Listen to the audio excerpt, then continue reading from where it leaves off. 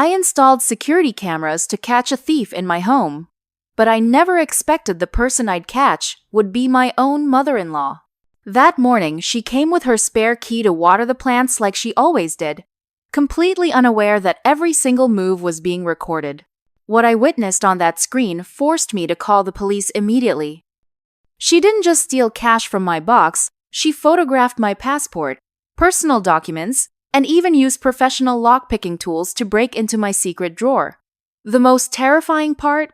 That strange smile on her face while doing it all, as if this was just another normal day. This story will completely change how you see the people closest to you. Like this video if you've ever been through something like this in your own life. Okay, let's enjoy the story. I always loved the quiet of the morning kitchen. The whistle of the kettle, the steady light from the window, the soft hum of the fridge. It was my space small, but mine. James used to laugh that I measured peace in spoonfuls of sugar. I'd smile and add 2. It tastes better that way to me. 6 months ago, little things started disappearing around us, like $5,000 from the envelope for repairs, or a gold earring from its pair, or a flash drive with document copies. No break-ins, no traces. Maybe you put it away and forgot? James would ask cautiously. I'd get annoyed at the question, but stay silent. We installed cameras, a simple system, just for us. A month later, the power supply burned out. The technician promised to come soon but kept delaying. So the system just hung there, like a dummy. Yesterday, another technician finally came recommended by a colleague who said, "This one sees things through." He replaced the unit, set up the recordings, showed me how to view the archive from my phone. I asked him to explain 3 times. I wanted everything to work perfectly. James was pleased, kissed my temple, and left for a 2-day business trip. We agreed to check the audio recording that evening, but I got distracted by work and forgot to message Margaret. Margaret was used to dropping by to check the plants. She always had duplicate keys, because the house was a shared responsibility. I used to turn a blind eye. Watering plants isn't a crime. But after the earring vanished, I wanted to know for sure. That morning, as I cooked oatmeal, the doorbell rang once. Softly, like a familiar signal. I peeked through the peephole. Margaret in her coat, with a little bag, her hair neatly done, looking stern. I opened up. "Oh, don't be startled," she said briskly. "Just for a minute, the plants are suffering. The leaves on the windowsill were wilting. I'll be gone in 10 minutes.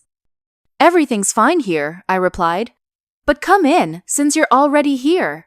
She marched down the hallway as if it were her own home. Hung up her coat on the hook, went to the kitchen, eyed my oatmeal skeptically. "Well, that's not exactly royal fare," she smirked, as if to James. "You need meat, not this."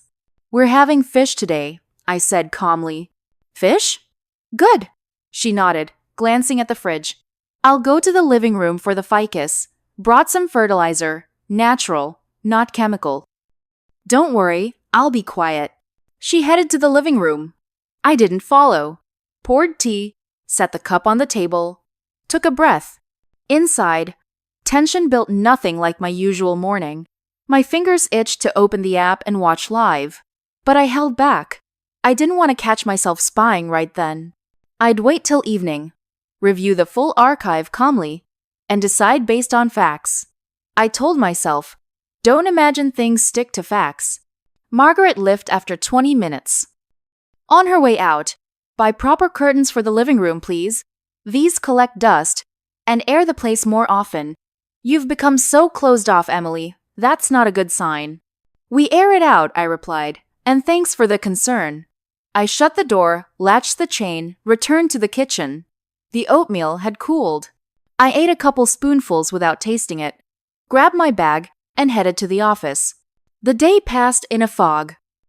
I checked reports, calculated advances, replied to emails, but a nagging thought lingered in the back of my mind. Watch the footage tonight. I didn't want to see anything bad. I wanted closure. If nothing, then it's my paranoia. If something, then facts. James called at 5. "How are you?" "I'm in the city, everything's fine. Back tomorrow evening. Don't miss me." "I'm not," I said. All good. Call when you board the train. I got home, hung up my coat, kicked off my shoes, dished out some soup. It was hot and smelled of dill, but I felt nothing. Sat at the table, propped up my phone, opened the camera app. Archived today's morning. Hit play. At first, it looked normal. Our hallway, shoe rack, mirror. At 9:14 on the recording, the door opens with a key. Margaret enters, hangs her coat, passes the camera with a strained smile into emptiness, heads to the living room. The kitchen camera shows me cooking oatmeal, making tea. I fast-forwarded, didn't want to watch myself. Next, living room. Margaret approaches the windowsill, adjusts pots, plucks a dry leaf, pulls a bottle of fertilizer from her bag, pours some in. For a second, I felt ashamed. She really is watering.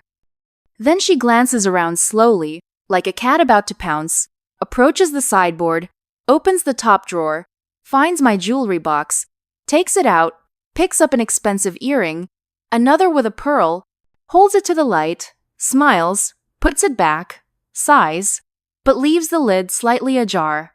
My fingers went cold, but it wasn't a crime yet. Intrusive, unpleasant, but could be chalked up to just looking. She closes the drawer, goes to the table where my insurance contract folder sat. I'd printed it yesterday. She opens it, flips pages, pulls out her phone, snaps photos, passport, contract, social security, 2 or 3 shots each. Lingers long on the last page with my signature. Something sank in my chest. Then she heads to the bedroom. I switched cameras. She enters, reaches for the top shelf of the closet where the previous earring disappeared, opens it, finds the box with petty cash. I sometimes stash small bills there. Counts, takes 3,000 ruble notes, folds them into her pocket, doesn't glance at the camera used to it being decorative. Back to the living room, to the dresser with one drawer locked by a small key. Spared documents there. Old passport with expired visas. My hand never rose to toss it. She pulls a thin set of lockpicks from her pocket. I couldn't believe my eyes at first, then remembered her always having handy tools for everything. She pries the lock it gives, opens, takes the passport, flips it open, photographs key pages, registration, old work visas, carefully puts it back, relocks. I watched, hairs rising on my neck. This wasn't watering plants, this was intrusion, data gathering, theft. I hit pause, pressed fingers to my bridge. Anger rose inside, not loud, but cold. The kind that makes people speak in clear sentences. I rewound to the end. At 9:33, she's in the hallway again. Looks in the mirror, fixes her hair, pulls a white tissue from her pocket, wipes her fingers, brings it to her nose as if sniffing, smiles. That smile was the scariest. And leaves. Door locks. That was it. I checked the other recording kitchen a bit earlier. She entered while my back was to the stove, cast a quick glance at the table, took my flash drive, the small blue one with document copies. That was the day she accidentally took it, mistaking it. I suddenly realized that drive vanished right after her plant watering visit a month ago.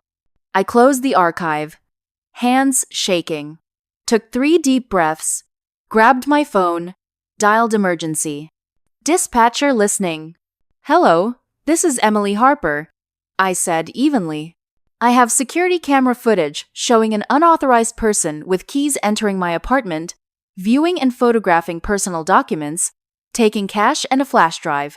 I know the person, it's my husband's mother. She has duplicate keys. Please register this and send a patrol. The operator confirmed address, name, date, asked, damage amount? I know for sure about 3,000 and the drive. I'll tally more. Main thing intrusion and document copying. Patrol in an hour. Hung up. I texted James. This is important. Need to talk. Call when you can. He replied in 15 minutes. 40 minutes later, 2 officers rang. One young guy, one older woman. I played the footage. The woman watched silently. The guy frowned. I showed the picked lock, empty cash spot in the box, document spot on the table. Write the statement now? The woman asked. Yes, I said. I want this official, not just talk. I don't know what she planned with my passport and contract copies. I won't find out the hard way. Right. She nodded. We'll document, take the statement, attach footage. Best list missing items now, attach document copies. If more later, add a supplement. I wrote the statement, hands steady now. The woman asked where she got keys. Husband gave them long ago, for emergencies. I was fine till it went beyond plants. Now, against. James called after they left. I didn't know where to start. Said simply, Margaret was here today. Cameras were on. I watched the footage. She opened our drawers, took money, photographed my documents and passport. I called the police, filed a report. Silence on the other end. Then James, you sure? I'll send the footage, watch yourself. I sent it. Silence again. 3 minutes later, he exhaled. I'm shocked. This is Mom. Why? Doesn't she get it? James, I said gently. No, Mom couldn't. She could and did. I don't want revenge. I want to protect us. If she has my document copies, she could open loans, get a SIM, access accounts. I won't allow it. I'll come today, he said. Changed tickets.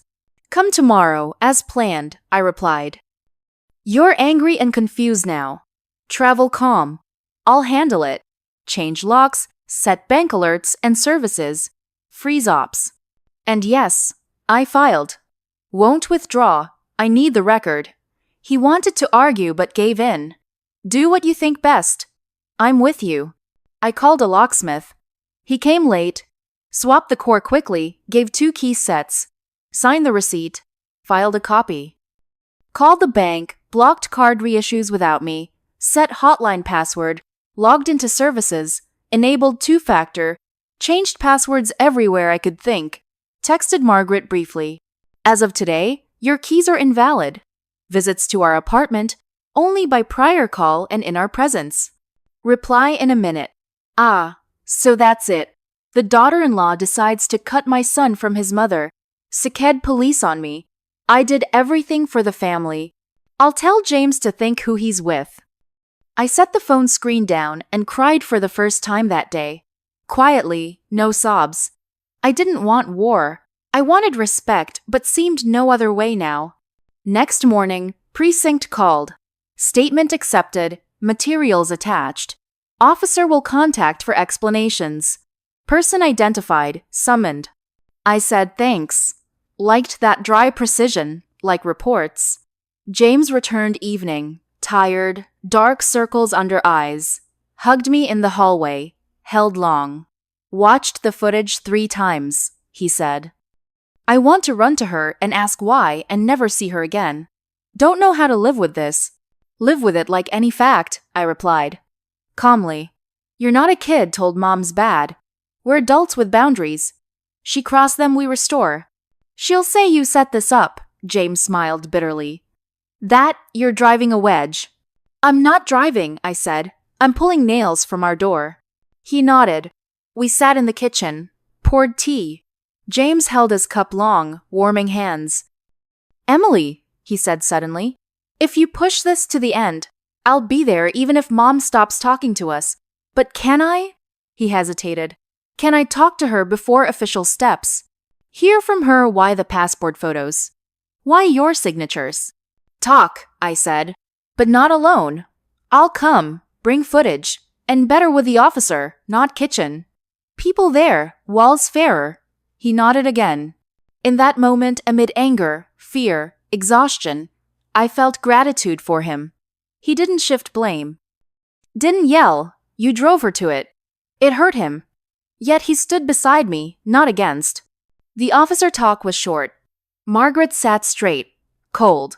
Like not a police office, but her living room. I stole nothing, she started. Those $3,000 for groceries, planned to return. Anyway, family money. I was helping. Checked order, photographed docs so they wouldn't get lost. My memory's sharp, yours. Emily, who knows? Mom. James barely held his voice. You took money without asking.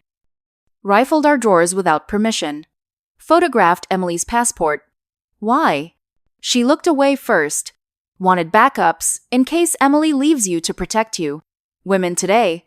Love now, gone tomorrow. Won't let you end up with nothing. And you thought with my passport copy you could say, take a loan in my name and claim it was me? I asked calmly. Or get a SIM and read messages or keep us leashed. That's protection? She turned sharply. It's a mother thinking ahead. Who are you? Not my daughter. I didn't choose you.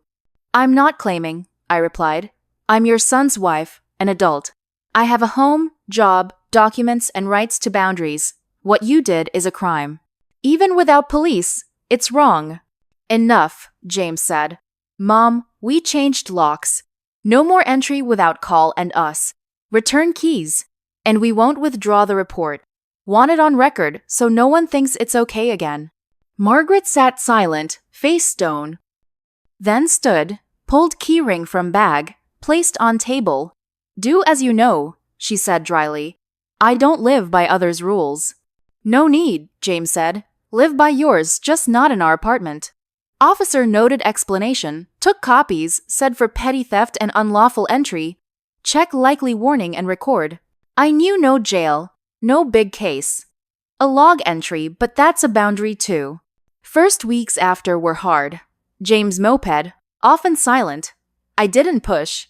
Lunches silent, dinners, movies without talk. But deep down, we shared.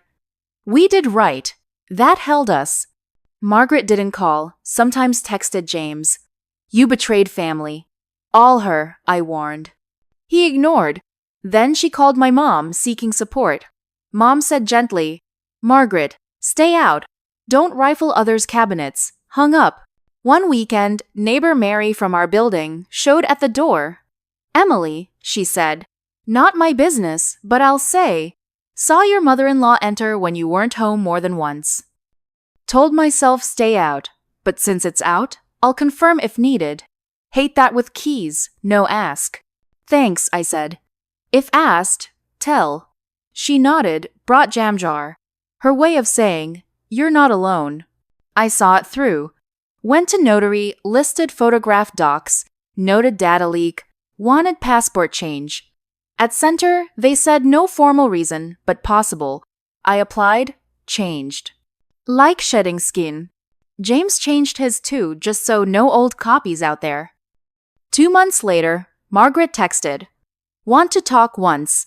We agreed cafe. Morning, crowds tamp emotions. She came in light coat, stern, thin folder. Sat, placed folder down. I thought, she said. No, hello.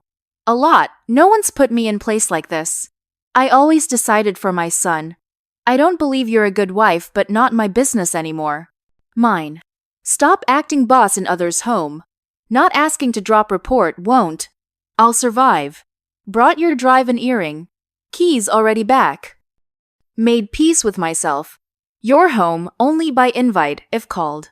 She pulled small packet from folder with earring and drive. Placed on table. I took it. Felt something release inside. Not all, but part. Thanks, I said. This is right. Don't think I repented, she added dryly. Just understand now. James is grown.